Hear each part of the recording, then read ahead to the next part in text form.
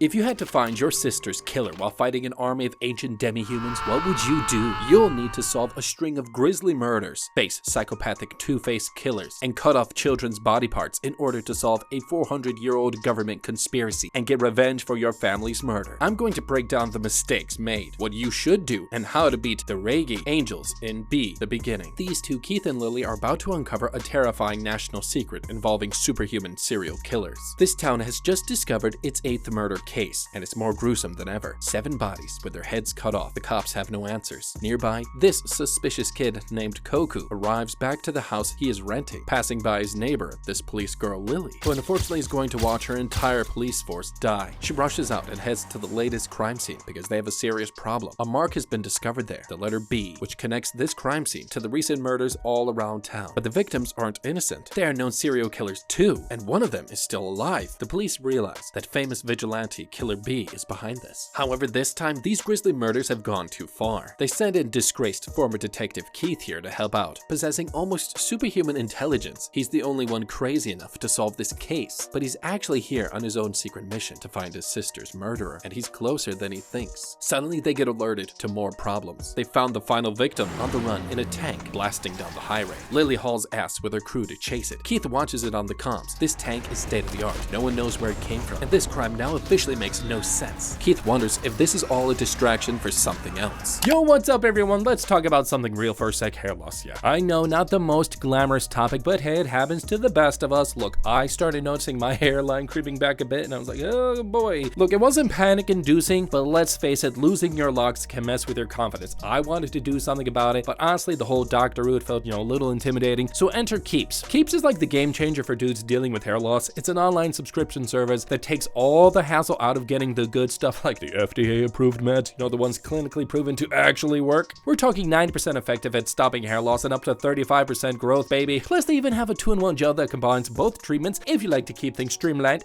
like I do. But Keeps isn't just about treating what you lose. It's about keeping what you have healthy. They've got top-notch shampoo, conditioner, and styling pomade, which I just so have right here.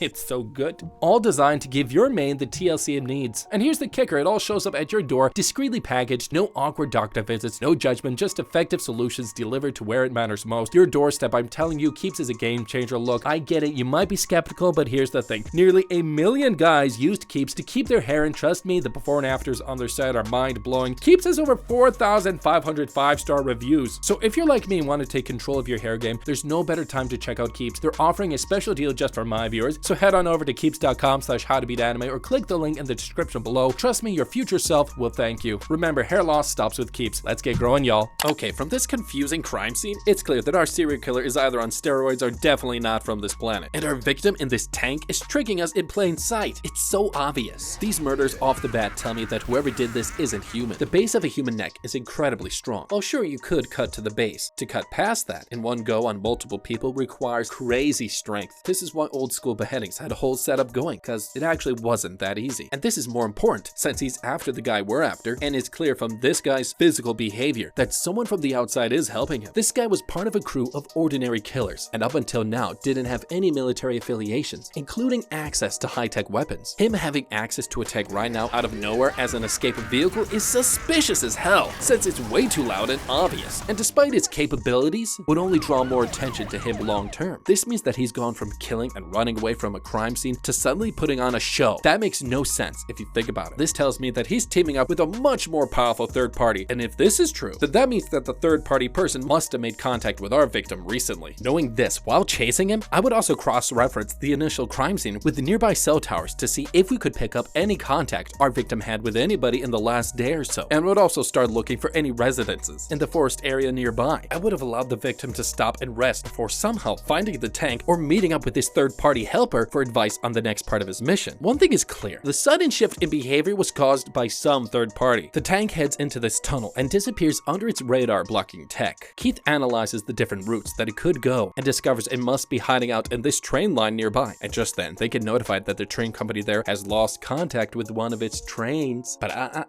the tank isn't on it. Keith tells him that the criminal must have ditched the tank and is now on the run. The confused cops switch directions and head for the train, and they don't even notice something fly past them at supersonic speed, landing on the train. It's Koku. The surviving serial killer tells him that he's been waiting to get his attention and wants revenge for his brothers. But suddenly he gets murdered by someone Koku doesn't know, and this superhuman psycho recognizes him. He eyes up Koku with excitement and confirms with someone mysterious on the phone that the Black Wing King actually exists. He rushes to try and take his precious arm, but gets stabbed in the head and dies. Koku then takes another name off of his murder list and leaves, not realizing that the mysterious man on the phone is still watching him in the sky. Alerting their team after 8 years, they finally found their sibling. Keith's team arrives at the train crime scene a little later, finding the final murder victim, and the train has been made into a letter B, linking this shit show to Killer B. Keith starts to think that this mark isn't a signature, but a message to someone. Suddenly, another group of mysterious government officials arrive at the crime scene and tell Keith's police team that this case is now closed. They should stop asking questions. Frustrated, Keith and the mysterious man vow to find and capture their target no matter what it takes. The next day, the cops get news another murder has happened, but this one isn't like the rest. The victim this time is a government official and his family. Inspecting the crime scene, Keith says this isn't Killer B's work. He's being framed. Spotting this corpse in the attic, it's holding a present and an invitation. Keith takes the evidence to his old friend's lab, Gilbert here. He tells Keith the cause of this man's death was by a new type of nerve gas that technically doesn't exist, and warns him to catch this criminal before they use it. Seeing his best friend on edge, he asks Keith the real reason why he came back to the police, to find his sister's killer. Keith confirms to Gilbert that this is true because he just found a clue that will lead him directly to his family's murderer, putting Gilbert on edge for what's to come. Back at the precinct, they find the invitation is addressed to the dead government official, inviting him to a charity dinner tonight by the city mayor. Worried about the nerve gas and with no way to stop it, the cops keep this bomb a secret from the public and head to the event undercover. While Koku, working his cover job, hears news about the recent murder getting pinned on him. Sensing something bad about to happen, he fakes an excuse to leave and heads out to his real job. A little while later, the cops reach the charity dinner and play it cool, unaware that the mysterious man and his group are here somewhere too. The cops sound off cleared security areas, not realizing one of them has just died. This blonde guy comes out of this ventilation area, now dressed as a waiter, and heads in to commit the biggest assassination of the century. Meanwhile, Koku finally shows up to the party in disguise, but notices the performer of this event eyeing him, this woman. Thinking she's sus, he follows her outside. But back inside, the cops spot the blonde waiter acting weird and manage to stop him from killing the mayor last minute. Thinking it's over, the waiter laughs crazily, and suddenly the power goes out and the entire building gets sealed. The waiter then announces that everyone here will die in the next few hours before 9 p.m. from the poison gas unless one of them kills the mayor before then. The crowd starts to get nervous and some start to get a little weird. Working for the police force, this glasses girl hacker chick works on trying to save her men before they all die, using foot pedals as a second keyboard. Okay, we have two incredibly dangerous situations right now to handle, and one of them is all these people here. Nerve gas is insanely deadly since it has so many variations, like the most famous one known as sarin gas. Even a small drop of the skin can paralyze a part of the body, make you lose control of your mind, and you can pass out and even die. This can even happen in seconds or minutes, and even if you survive, its effects could last years. But that's not our biggest problem right now. No, it's these people here, due to something known as contagion theory. That's when people in a group setting lose the ability to think or act rationally or independently and become influenced by the crowd. This is why during riots, if one person misbehaves, everyone else does too. That means all it takes is one or two people here to start freaking out and we'll be done for, which means we're on the clock. I would first talk to this bad guy more to figure out his true motive, because while it might seem like killing the mayor will work, it won't, because he's our only leverage. The attacker wants fame and glory, at least to some degree, and if you notice, he already has his stage and is being watched by everybody. To get a better control of the situation and clearer answers, I would have a one-on-one talk with him and would move him to a private corner, decipher what he wants, decipher what's going on without an audience hyping up and slowing us down. Even for basic law enforcement rules, it makes no sense why they aren't even trying to talk to him privately. Back outside, the performer eyes Koku's hand, telling him he's a crucial piece of the puzzle to their organization, alive or dead. The people she works for wants to meet him, but Koku doesn't listen to her and changes his hand into a sword, forcing the woman to take out this skateboard, and she escapes from the roof while Koku chases her. Meanwhile, Keith, on security outside, notices the shit show above and decides to follow them. Back in the building, Glasses Girl struggles to hack the system, but suddenly gets allowed back inside. Unlocking the building, she thinks she saved everyone, but that's when gas releases everywhere inside, knocking everyone out, all the while as this suspicious girl enters carrying the blonde waiter out. Meanwhile, back in the mountains, Koku follows this girl's trail, while Keith follows close behind. He gets a call from his team that the poison gas has just been released in the city and gets ordered to come back, but he refuses, telling Police Chief Boris here that the gas in the building is likely a setup and that someone is trying to distract them, disguising their carefully planned crimes under other crimes. And this is why nothing makes sense so far. Nearby, the evil woman finally stops at this lake. Now cornered, Koku says he's been looking for someone named Yuna for the last 8 years. He knows she knows where she is. Where's the woman he's been looking for? And she reveals to Koku something crazy, saying that everyone she works for grew up with him and Yuna, including this woman, but Koku just doesn't remember. This revelation causes Koku's suppressed memories to suddenly come back to him. Shocking him, confused, he transforms into his beast form and asks her where Yuna is the final time. The woman answers him in riddles and tells him he is the one who tried to forget everything that happened years ago, and she will never forgive him for choosing Yuna over her. She attacks him, but Koku eventually defeats her, getting stabbed by her sword. Critically injured, she tells him to cut her leg off, since it'll be useful to him someday, like his other stolen body parts. Feeling sorry for him, she tells him how to find Yuna and instructs him to touch something known as canopus. Once he does that, he will find his answer and she finally dies, leaving Koku more confused than ever. He quickly leaves the area just before Keith finally arrives. Not spotting the girl he was following, he notices some blue steel pellets in the water and collects them, thinking they'll be useful to him someday. Back at the charity event, everyone finally wakes up, completely fine, discovering it was knockout gas instead. Lily here thinks it was a prank, but this other cop tells her they actually found poisonous gas in another room but didn't use it, along with the blonde waiter's dead corpse, making this case another dead end. Lily begins to think that something is going on, but her partners tell her to stop overthinking and say that this case is just another random, unrelated crime. Of course they do. The next day, Koku asks his neighbor Lily to drive him to the library to look up something. On the way, he finds out Lily is a stargazing enthusiast, revealing Touch Canopus is actually a star that can be seen above the horizon, visible only from certain parts of the city. Reaching the library, he coincidentally passes by Keith, but in that moment hears someone whisper Touch Canopus in his head, not realizing what it means. He wonders if the universe is trying to tell him something as Lily drops him off. Meanwhile, Keith heads back to his apartment, but runs into Lily. She tries to bribe her way into his house with snacks, while their nosy police chief Boris here passes by his house outside, spotting Lily's car too. Getting the wrong idea, he heads in to take a look, texting his partner to come over to look as well, but hits group send to the entire team because he's old. Back inside, Lily tries to question him about the recent crime scenes. In the last few years, thefts involving gold have also taken place at the same time of other crazy crime scenes. Nothing makes sense. Keith makes her his famous chicken gumbo to make her stop talking, but she thinks there is a third player out there, one that nobody knows about, disguising something in plain sight, and thinks they're running out of time. Keith tells her to stay out of it, not telling her the reason why. He tries to kick her out, but falls over, and Lily goes to help him, but also falls over. And that's when Boris hears naughty sounds and busts in, but they tell him it's not what it looks like, and the rest of the team shows up thinking it's a party, forcing Keith to kick them out anime style. A little later, Boris tells Keith that Lily reminds him of his sister, but he denies any similarity, awkwardly changing subjects. And just then, back at police headquarters, this rookie Brandon catches a break on the case and discovers someone is tapping the entire police force's electronics. He calls Boris and tells him that he has some urgent news about the case and heads over to meet him, but he gets brutally murdered on the way out. The next day, Brandon's news shocks the precinct, seeing the mark of Killer B at the crime scene. But there's a problem. Security footage on the precinct has now been erased, and Boris thinks this isn't Killer B and the police officially have a mole. Okay, I would be able to tell instantly that this crime scene is a setup and would know how to solve this murder case without any camera help. The shape of the B mark is different from the others. According to graphology, which is the study of handwriting, the more loops and open circles shown in writing means the person is likely more to be relaxed. Whereas if you notice the other B's before, they all had more straight lines and had more pressure applied to them, indicating that whoever wrote them was tense and passionate, unlike this one. The sudden difference in handwriting here easily tells me that at the very least, something has changed with this murder, but more than likely, this B sign was made by a copycat killer, or someone trying to frame the real Killer B. Also, even if the security footage was wiped, we could still easily figure out who did this. It's unlikely that this rookie died minutes after he called us about having some important news, which means somebody was keeping tabs on him too. And knowing this, it makes sense that the mole in this case would have been nearby him and overheard it when he made that call to our team last night, indicating that he possibly worked within the same office space as the rookie. From this, we could cross-reference who was still checked into the office last night and narrow down the list of who from our office was still clocked into work during the time the murder was committed, giving us a much smaller list of suspects to work with. And all of this was done without any camera help at all. You're welcome. Glasses Girl takes Brandon's laptop to go through it, but that's when they get word from the hospital that Brandon is still alive. Keith and Lily head there, getting the news. The doctor tell him his wounds reveal he was attacked by surprise at close range, indicating that he probably knew his attacker. And before he passed out, yes, that his watch be delivered to Keith, but they don't know why. Lily gets ordered to watch him because now they can't trust anyone except their own team. Keith and Lily head back to the precinct just as Koku is at his day job. He hears the same creepy voice in his head about Touch Canopus, but this time he spots Keith passing by and thinks the universe is talking about this guy, so he follows him. Keith then makes an excuse to Lily and heads to a public restroom to make a secret call to their police hacker, Glasses Girl, and asks her to send a list of the following names to his cell phone. Heading back out to meet Lily, they reach the police station while Koku follows. Going their separate ways, Glasses Girl then pulls Lily in, saying she found something on Brandon's laptop and it's shocking. Meanwhile, the mysterious bad guys get word from their boss that Brandon is still alive and order their mole inside the police force to go back and finish the job. But one of their men has started to feel sick and Keith begs for more gold particles. Starting to lose his mind, he goes for a walk, but ends up getting beat up by some random thugs. His partner, this guy, shows up just in time and helps him avoid the cops, revealing the market maker sign on his hand, ordering the cops to clean up this mess. Back at the precinct, Glasses Girl tells Lily that their entire precinct is being tapped, not knowing who put it there. Lily suggests telling this news to Keith, but Glasses Girl says he already called for some kind of list but doesn't know what for, and just then Brandon's laptop gets destroyed, leaving them with no evidence. They think the bad guys are onto them. Yeah, I would say so. Meanwhile, Keith heads to Gilbert's office to chat, while Coco follows him in secret. They chat about Brandon and the case, and Gilbert mentions seeing him always makes him miss smoking. Keith strangely changes topics and asks Gilbert if he's ever read Moby Dick. Gilbert says he lent him his copy years ago, but then Keith suddenly leaves mid-conversation. Rude. A little later, the attempted killer returns to Brandon to finish the job, but bumps into Keith. He tells him he knows who he is, revealing Brandon thought he was gonna die, so he changed the time on his watch to correspond to the initials of the killer, their longtime partner. He is the mole. Forcing his hand, the mole says he works for a criminal group known as Market Maker. Keith can't believe this group is real. The killer tells him they'll soon be linked together even after death, and kicks his own bucket. Trying to save him, he gets knocked out by some kid and wakes up on this roof, while Lily down below reaches Brandon, thinking that Keith did something to this dead guy. Back on the roof, this kid reveals himself as Killer B and tells him that he needs to touch cannabis, and asks if he knows where Yuna is, the person he's looking for, but Keith reveals he knows his B symbol is their identity numbers from the past. His identity number was 13, while hers was the number 4, and knows he's been leaving his girl clues at crime scenes for her to notice and find him someday. Coco says he only kills bad guys, but Keith acts like a Chad and tells Coco to meet him later at a local temple because he wants to show him something that will change everything. A little later, the police start looking for Keith for a connection to the crime scene. Since he's been acting too suspicious, Boris tells his men Keith got demoted 8 years ago for kidnapping and torturing his sister's murder without clearance, as they get ready to charge Keith as a case suspect, but they secretly have other plans. Meanwhile, Lily goes to see Gilbert to figure out if Keith is really evil, because he wouldn't do something this careless. Gilbert confirms her doubt, telling Keith doesn't have what it takes, and then randomly mentions that she reminds him of Keith's sister. Weird. Elsewhere, Police Chief Boris goes to Keith, hiding out, telling him what he already knows, that he's now a wanted man, and Keith says he'll solve this case soon, not realizing that he's about to meet Coco's girl Yuna in the next 30 minutes.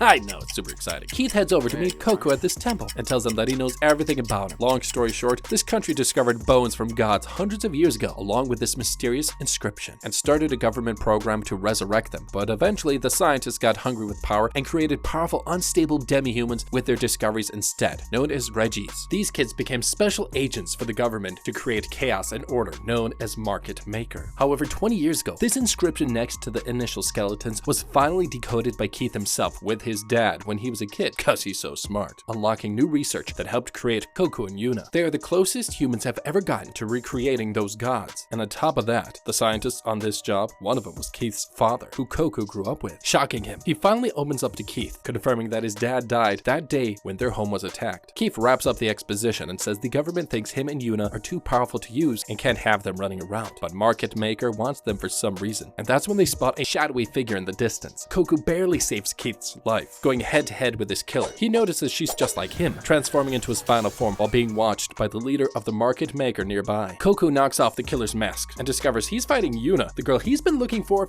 8 years, but she blames him for their classmate's death and stabs him. Keith hops onto the roof just as a giant spotlight shines down from this blimp up above, here to collect Coco. Okay, I would get out of this situation by using our useless shotgun against this creature. It would still work. Coco got stabbed near the large intestines. Even if he was human, getting injured there means as long as the sword is stuck in there, he could survive in this state for a while, as long as we rush to save him now, cause we'll need him to take down these guys later. Now, while we can't kill this girl, I would shoot her in the head a bunch of times anyways with our shotgun, the best weapon against these creatures if you think about it. The force of the blast would cause her head to explode, but I would aim specifically to sever her spinal cord. Severing this part completely from the head would stop 100% of communication between the brain and the body, which means even if these monsters were part demon, even if their entire body regenerated, they would still be helpless until their spinal cord healed back 100%, because until then they wouldn't be able to control their body at all. Once this girl's incapacitated, I would use this brief time to work with injured Coco to take her hostage against whatever other bad guys are in the area. Holding her as hostage would give us the time to get away, at least until Coco properly heals up. Desperate, Coco uses his eye to make her remember their past together, making her see that he is not the bad guy. She comes to her senses but suddenly gets stabbed by the mysterious man named Minatsuki. As she passes out, Minatsuki tells Koku that he's gotten in their way for too long, and now they can finally capture the Black Wing King for his precious eye. Using their prisoner Yuna to get him, he picks Yuna up and knocks injured Koku back, telling his minions and Blimp to beat him down first, even letting one of their own men get critically injured in the process, pinning Koku down. About to get injured, Keith shows up with a shotgun and starts blasting. Minatsuki laughs, knowing he can't die by regular bullets, but his wounds stop healing. His right-hand man Lassia here tells Minatsuki that they need to treat his arm before the damage becomes irreversible, realizing Keith used their ultimate weakness, blue steel, forcing the bad guys to retreat, while Keith saves Koku. He takes him to a secret location where no bad guy or cop could find them. While Koku recovers, he tells Keith his eye has the power to override a person's memory, but he must have used his eye on himself years ago in order to forget the traumatic events. But once he looked into Yuna's eyes, those memories were unlocked. Back at the police precinct, Keith's team gets told that they have 24 hours to find Keith or their team will be disbanded. So the group sets out to save their team and secretly help Keith. The next day, Keith makes Koku some gumbo chicken and reveals he has more questions to ask him about his sister's murderer, known as Dead Kyle. He was the one found guilty for her death, knowing details only the killer would know, and he died during his trial. But Keith thinks he was set up. He knows Dead Kyle is like Koku, a Reggie. Koku reveals that all the others like him all took part in the Institute massacre, and they've been on his kill list, and he will do whatever it takes to find Yuna. Keith then calls his team's big boss, this guy Eric here, confessing he has Killer Bee and knows Dead Kyle, the one that killed his sister, wasn't human. Eric struggles to believe him but wants to help, and lets Keith do his thing in secret. Koku then confirms Keith's wild suspicion. Once people like him turn 20 years old, they start to lose their mind and become crazy killing machines. They drink gold particles to slow this process down, but when it eventually happens, the government disposes of them by letting them out into the public for them to handle. This country is crawling with them, but they must all be killed. Back at police headquarters, Lily goes to their big boss Eric and says she doesn't like how they're operating. Eric suspends her, secretly hoping she goes to find Keith herself without police surveillance. Boris gets worried for her safety, but he tells him that she is just like Keith and she is the only one who can find him. He secretly plants a tracker in her car so she can lead them to Keith. Heading off, Lily searches everywhere but has no leads until she smells something familiar. It's Keith's gumbo chicken. This island is famous for it, so she heads in deeper, hoping to find him. Nearby, Koku finally remembers fully. Keith tells him his real mission, why he came back to his old police job. He's tracking two men, and they're connected to his sister's murders. One of them, Reggie, like Koku, and can manipulate memories like him, and thinks the one that took Yuna and the person who killed his dad at the school are somehow connected. And Minatsuki is the mastermind behind all of it. Not realizing they're being tracked by Reggie, she has orders to capture Koku, but thinks she can take him on. They stop to get the island's famous gumbo chicken. Keith tells him more about his two suspects. He's sure the man that killed his sister is human, but it makes no sense why someone with mind control powers would partner up with a human, but he might know the identity of his sister's killer, but needs more proof first. Koku agrees to help him in order to find Yuna, and they team up. Keith starts thinking about the term touch cannabis, and suspects the bad guys must be hiding Yuna in the light of the stars, which means Koku should fly himself up there in order to find her. Suddenly, Lily finally catches both of them, and discovers her roommate is working with her partner. Getting annoyed, she also tells Keith that she found out from his teammates that she knows he's trying to find his sister's killer, but as a cop, she can't let him become a vigilante, and just then bullets start blasting through their camper. Everyone takes cover. Keith makes Lily watch Koku's insane transformation, revealing what's really going on, and shocks her. Okay, Koku up until now has been acting like a total kid. While he is a god, sure, he's been letting his emotions get in the way. As Koku, we can easily kill the enemy, but that's actually the last thing I would do. Let me explain. Getting rid of her would tell us nothing about who we're up against, and you can never know too much about your enemy. This is why I would keep this person alive in order to get more information out of her through torture. This would allow us to figure out the details of our enemy's operations and motives. Even if she didn't know much, any edge we could gain would be worth it, especially since we're up against a huge organization and are outnumbered. And keeping her alive would allow us to experiment on her, to let Keith, our team, get more familiar with them, how their bodies work, and any extra weaknesses they could exploit in their research. Because what good is having a team if they're basically useless deadweight anyways? Koku rushes at the sniper, instantly cutting her down without hesitation. The gang then makes a plan for how Koku will find the enemy's lair. Keith thinks the bad guy headquarters must be somewhere in the sky. He tells Koku to catch this particular draft of wind high into the sky, and from there he should spot a ship of some kind nearby, likely called the Moby Dick, just like the book he gave Gilbert years ago. He warns Koku the epitaph inscription where the gods' skeletons were found will likely have something to do with his final battle, and he should be careful. The gang parts ways and begins their new plan to save the world. Keith turns himself in, telling his friend Eric that he thinks the leader of Market Marker has now officially gone insane and is committing a string of murders out of self-interest, and the only way to stop this group is by letting their secret out into the public. Eric wonders why Keith doesn't just stop the man behind this, but says he needs proof, and he can only do this with his team's help. Eric agrees to help his old buddy one last time. Keith reveals that on his first day back on the job, he planted a bug on his suspect. The pack only lasted for one day, but Keith found out that Gilbert still talks to his stepsister even now. Eric hears enough, and they plan to use Lily as bait. She She heads to meet Gilbert to make him sign some paperwork, showing off a fake tattoo similar to what Erica had, making Gilbert excited. Meanwhile, on the Moby Dick ship, the Reggies complain to Minatsuki that he's been a terrible leader, and once Regulus finds out, he'll be in big trouble. But he easily kills one of them very easily, starting to go insane. All the while Lassia remains calm, plotting something evil in secret. That night, Lily purposely runs into Gilbert leaving the office, telling him her car broke down. He offers her a ride and Keith's team secretly follows her. Gilbert suspiciously stops at this car wash before leaving again, and the team tails him. But that's when Gilbert makes a sudden turn, driving to his house. The gang suspects something is wrong and follow him into the house, still tracking Lily. Heading up, they see this Reggie, along with this fake Gilbert, holding Lily's police tracker. Spotting a bomb, Keith's team barely escapes with their lives, losing all traces of Lily and Gilbert. Okay, I would have been able to save Lily way earlier by using driving tactics that law enforcement uses regularly. These guys acted like complete amateurs. They had so many people in that one car for no reason. If I was them, I would have organized a 4-man car team in order to perform something known as the box tail.